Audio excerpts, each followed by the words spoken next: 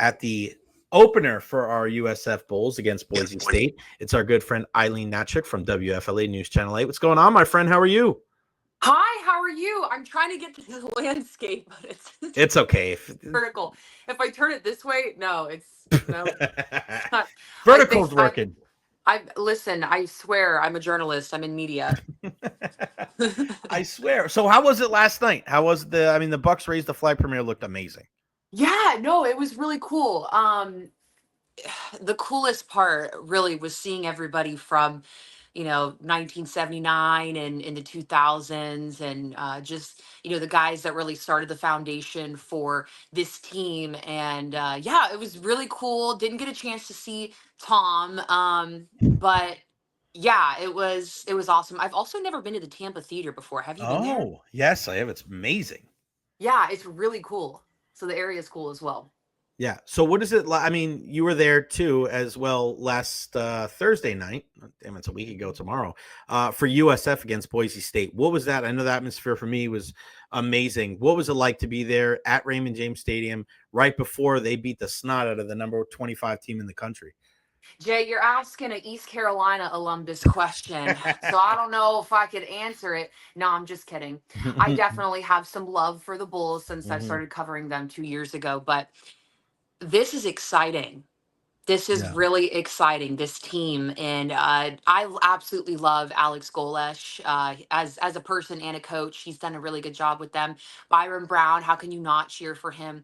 But the atmosphere and the fan base, and it was just really, really fun to witness and see. I mean, who would have thought they would beat Boise State for real? Did you think that they could do it? Like, actually, though, don't sit there and lie to me, because I'm not going to lie to you. One of my guys, he was texting me. He was like, hey, like, I'm betting on this game. What do you think? And I'm like, I don't know. We'll see. It's the first game. But he went with Boise State, unfortunately. Oh, yeah, he made the bad. I thought out of the first 3 games, it was the one that they had the best chance of winning. And my kind of call to arms Thursday right here on the show was, listen, the talking's over. Like, it's put up or shut up time. Like, for all this talk about, improvements, and you don't believe in silver linings and moral victories. Okay, well, now's your opportunity. You're at home. You're facing the number 25 team in the country on national TV. Everybody's got their eyes on you. They don't have their Heisman, type running back anymore with Ashton Genty. Now he's in the pro with the Raiders. So they did exactly what they needed to do. So I was very, very happy with that performance there. But yeah, we had one guy that called in. He actually lives in Oklahoma last week that said they're going to blow him out. And we were like, all right, buddy. Did he really? And he was right, man. He was right. He's our guy from Oklahoma. So really, even the really way good they were stuff moving, like during pregame too. Yeah. You were there with me watching, like, just, the way they're warming up, like, just kind of, you could feel the like shift in mentality. Like, you're right. Okay. It's either, do or die. Let's show them what we're actually talking about. It's time to walk and not talk. And yeah, there was definitely a vibe and energy of needing to fulfill that for sure. And they did. Yeah, they did an I'm unbelievable excited to job. see them this I week. am too against the Gators. All right, let's see what you're all about. Aileen, I was looking up a picture before to put on Twitter to promote your appearance today. And there's the first thing that pops. You know what the first thing that pops up on is? That purple turtleneck. It's that one, but it's also an article from The Sun in the UK that says Aileen Hnatiuk called the most beautiful woman alive as NFL reporter stuns ahead of new season. So there you go, my friend. Listen, I don't know what that's all about. It's probably because it was in the UK, not the US.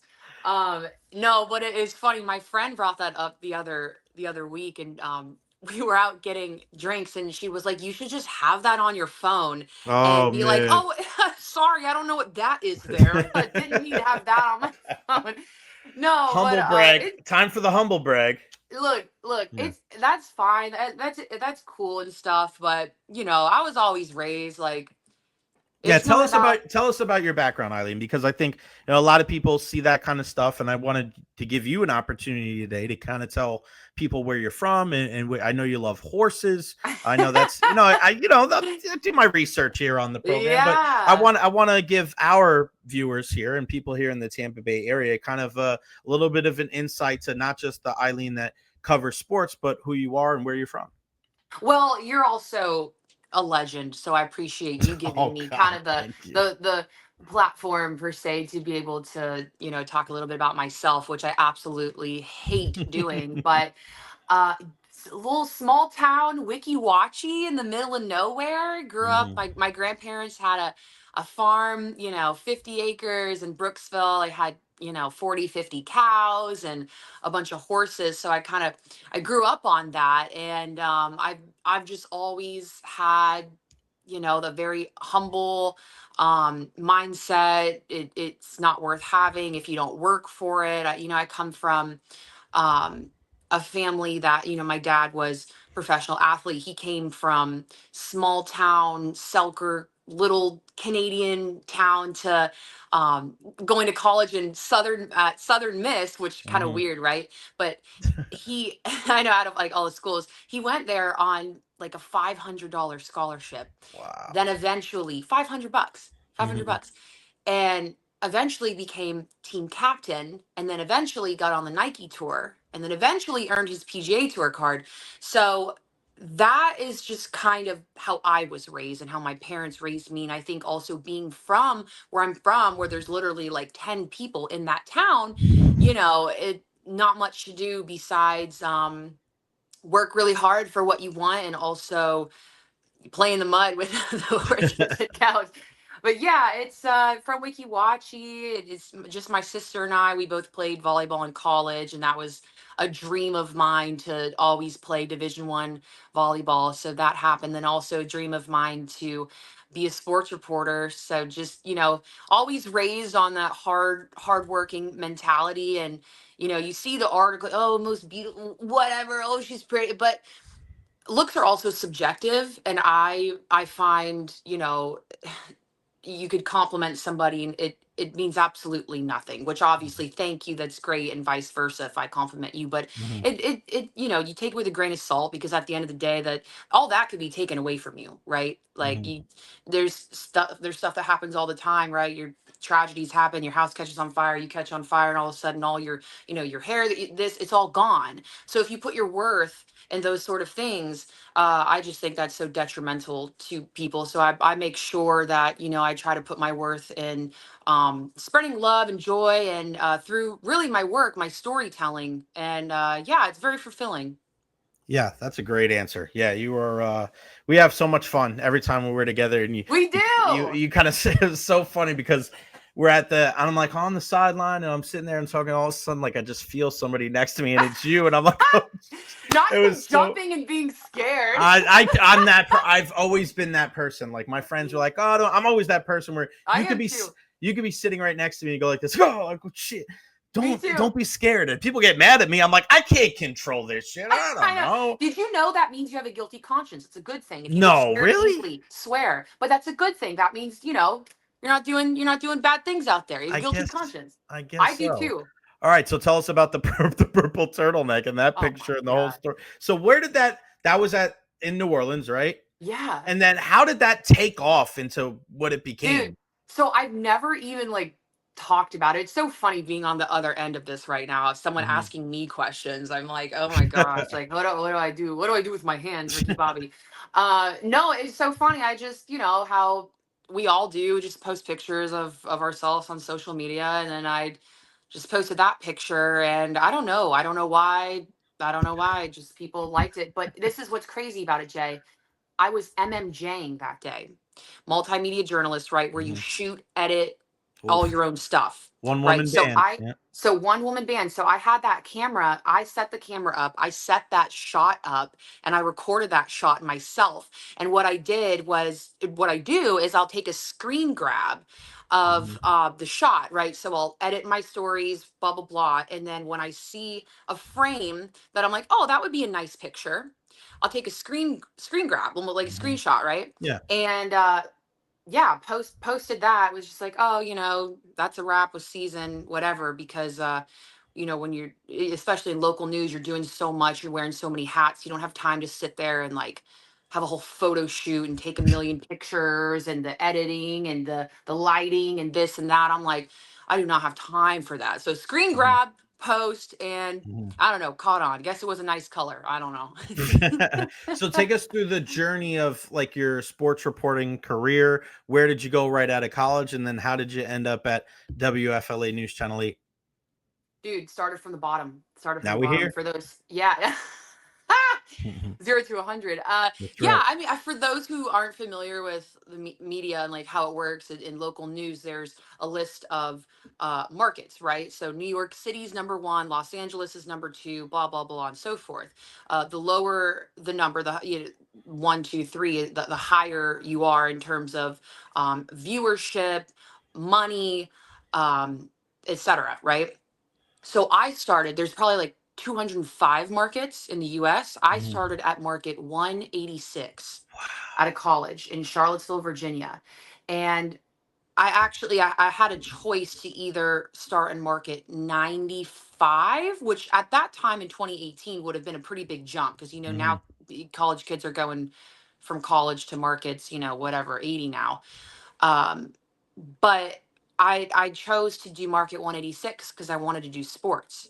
I Mhm. was going to be the number 3, and I was going to be a sports reporter, sports MMJ, or I'd be in Greenville, North Carolina, doing news and sports.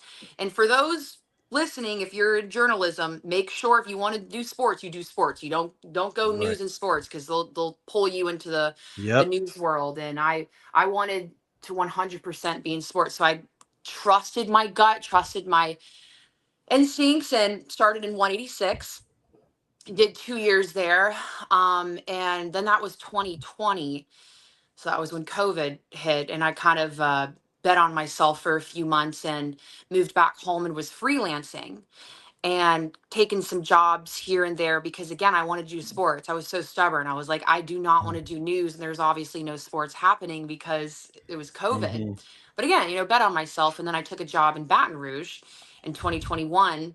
And that was really where and why I feel like I have been able to do so well here in Tampa, Mhm. covering LSU, covering the Saints, and just really, really being tested in terms of my knowledge and my career and being challenged. And it In was what way? awesome. What how do you get challenged, Eileen? Because is it Dude, one of those everywhere, you right? you see, grandma Clarice walking down the street, and you ask her what Drew Brees' middle name is, and she's like, it's Brad. It's not. Mhm. But you know what I mean? Like those in the South, in the deep Right. South, Yeah. they know their shit. They know their Mhm. shit, and there's no faking it, right? Yeah. I think a lot of people try to get by in this business, and it can only get you so far, but you really have to buy into it and kind of say, okay, well, I do need to improve here. Okay, I do need, okay, I'm good here. What do I need to learn here? And really embrace the like challenges and even some like embarrassing things. Be like, okay, well, I don't know Mhm. that, but now I do because you're challenged, right? And I think that's Right. so important really in any career, is to kind of accept, getting better and not Mhm. being arrogant and being like, no, I already know that. Because I think that's why I love this career, and I'm sure you can agree, is there you Mhm. can always learn something. There's always something new every single week. Bucky's gotta rush this many more yards this game, but he didn't last game. It's so Mhm. different every time, and you can always learn something. So it was huge. And then yeah, came here 2 years after that, and it's been the dream come true working in my home market. Yeah, people have asked me over the years now that I've been here and working over a decade here in Tampa, and they go, "What's the best part? You've covered WrestleManias, World Right. Series, Stanley Cups. Is it the players? Is it the events?" And to be honest with you, like, and I know I may be in the minority, but to me, it's the people that we work with. Like, it's the times that we share because we're not fans, and we're kind of that conduit between the people that are fanatics and the professional athletes making millions of dollars. So you are very fortunate to be able to work with a guy like Bob Hansen, who I think is the best photog probably in the He's the country. best. He is. We've had so much fun over the years. Dan Lucas, who's no longer there at Channel 8, is one of my guys that is just a good Totally. pal, just unbelievable And shout out to mentor, big them. brother. Yeah, we had, Really. Like yeah, shout out to them. They've been a big help. unbelievable at what they've been able to do to kind of help people like myself, like And yourself. me. Yeah. Yeah, it's just Totally. incredible what they've been able to do. Um, what was the experience like in the preseason? Because I know it was a big deal, and you and I Yeah. spoke about this Yes. at One Buck a couple weeks ago. Yeah. I thought you did an incredible job, and Thank especially you. on one of the days when it was raining and you had to do a little bit of everything. And those broadcasts are tough because you're kicking it to news people, and they're more on the surface area. That's just what they do. Like, they're not paid to know all the different intricacies and X's and O's. It's not their gig, right? But the way that broadcast went, kicking it back to Kenny Morales in the studio, like, you did such an incredible job. What's the biggest thing you learned about yourself and the job doing those 3 preseason games for Channel 8? I love you. I literally love you. No, you're awesome. I appreciate that. That means the world. It was it was awesome. Like I'm like have butterflies thinking about it and talking about it because every decision and everything that I have done and every decision I've made, every choice that I've made since I was 11 years old has led to that moment of Mm-hmm. sidelining an NFL game. At 11 years old in middle school, 12 years old, seeing Aaron, don't want to age her, Aaron Andrews, covering, I think it was like the SEC, no, it was Mm-hmm. national championship with Tim Tebow. And I remember Mm-hmm. seeing it, and I was like, oh my, I was like, that's what I want to do. That's what I want to do. And ever since then, I've been, I joined clubs in middle school, joined clubs in high school. I did pageants to try and like, shape my presence, my like on-air like everything that I have done. Volleyball, I felt like that, playing a sport in college, like that would be helpful to, in this business. So like every decision I have made was for those moments. And you talk about putting the pressure on yourself, like, okay, oh, it's a preseason game, whatever, anyone could say what they want, but to me, that was a big moment for me and a really special moment. And my family was actually there the first game. I was able Great. to have them in attendance. They've never been to a game before, so they were at like the first game that I sidelined, which was just the coolest thing ever. But you ask what I learned about myself. The same thing that I learned when I was at the Olympics, because I was really nervous for that. It was, Mm-hmm. that was a big deal, and I knew it was going to be a lot of work. And what I learned was I can do it. Like I Mm-hmm. can do it. I can handle that workload because a lot of people don't know and they don't see, like you said, I was hosting a show before doing the sidelining, and those are two completely different things. Bob Mm-hmm. Hansen and Kenny Morales and I are all working on our 30-minute special, and we're cutting, editing, producing, Yeah. writing that entire 30-minute show on top of the sideline gig where during the week, we're in production meetings. Okay, what are our storylines? So when I'm at practice during the week, it's like, okay, I'm turning a story today for WFLA, but I also want to make sure I talk to, Tez Johnson, Emeka Buka, and, Garrett Green, and ask them questions just to see if maybe that's something we could talk about during the game, but that's separate from my F. So it's like so Mm-hmm. much, but you just learn, you just do it. You just learn how to do it. Um, but it was crazy. The game, it was crazy, but it was cool because a producer's like, hey, let's go Garrett Green story. And I'm like, okay, got it. So I'm like, all right. And he's like, just kidding. We're gonna do that after the first break. Hey, can you go grab so and so? Okay, nope, we're gonna do this. We're gonna come here. Mm-hmm. It's like it's changing every second. And while that's happening, you're like, okay, is Baker, did he celebrate with Emeka Abuka after that touchdown? Is that something that I could, what did he do? Did he give him a hug? Did he put his hand up? Is he, you're watching for all these little things while also making sure you have, your storylines. So it was cool though. By game 3, I mean, I felt really, really comfortable out Good. there. And it was such an honor. And Dan Lucas, he had done those games before. So I made sure Dan to go back and watch Mm-hmm. those games and kind of see him. And I was texting him about it a few months ago, and just everyone was such a big help. Chris Myers, Rondé Barber, they're so incredibly awesome. They were a big help.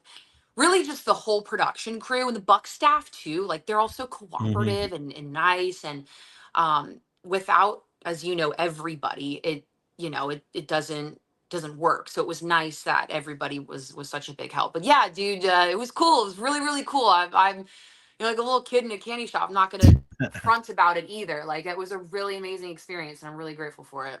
Yeah, it's fun to be like, oh, it's not a big deal. But when it's something that you've been, dreaming of, and this is what you wanted Yeah, to do ever since you were a little kid, I mean, I yeah. think it's important to celebrate those big things. All right, before I let you go, what does the future hold for Aileen Hnatiuk? I want to, you know, I said it before you came on. Like, I think you are destined for bigger and better and the greatest things that our Stop it. industry has to give us. But what's your ideal? What's your dream job? If I said in 5 years, Aileen, you're going to be right here, where would that be? Dude, I want to be happy. I want to be happy, and I want to be, um, I want to work with good people. I want to be happy. I want to be in a, maybe near my family. I want to be near my friends. I want to, wherever that's supposed to be. I stopped really saying I want to be in a top market by this age. I want to be in network by this age. And I remember in Louisiana, I was what, 27 at that time, 27. I'm like, and I love Louisiana, Mhm. but I'm 27 in Baton Rouge. And I'm like, okay, I know this, I don't really want to settle down in Baton Rouge, and this is not where I want to be forever. Um, like, man, I want to be somewhere. I want to be in a city. I'm in my 20s, like, and then I really I prayed about it, and I had a few come to Jesus moments, and I was like, said to myself, okay, God, universe, if this is where you want me to be, Mhm. I'll be here.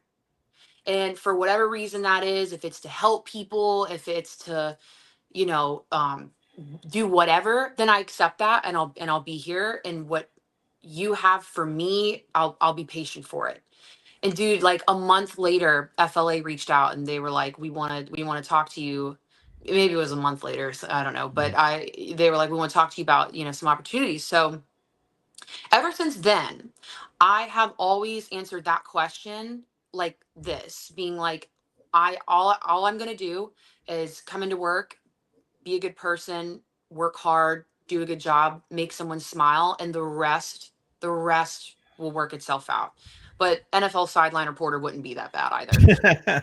She's more than just a purple turtleneck, folks. She's all over it. Aileen Hnatiuk, Hnatiuk. Spell it right, say it right. This girl is destined for the best the world You're the has to best. offer. Thanks, Thank you Jay. so much, Aileen. I am so proud of you. To see your growth just Um, in your short time here in the Tampa Bay area is truly inspirational. I'm glad to call you a colleague and a friend. um, And you have a great rest of your week. And we'll have you back soon. you're the best. Definitely on Appreciate the you, big program. bro. We'd love to have Please. you. I'd love to be back. Thank you for having me. You're the best. Love you. And I'll see you at work. I'll see you see you tomorrow, Sonny. You're the best. Thanks, Bye. Eileen. Bye. Thank you, Jay. Bye. See ya.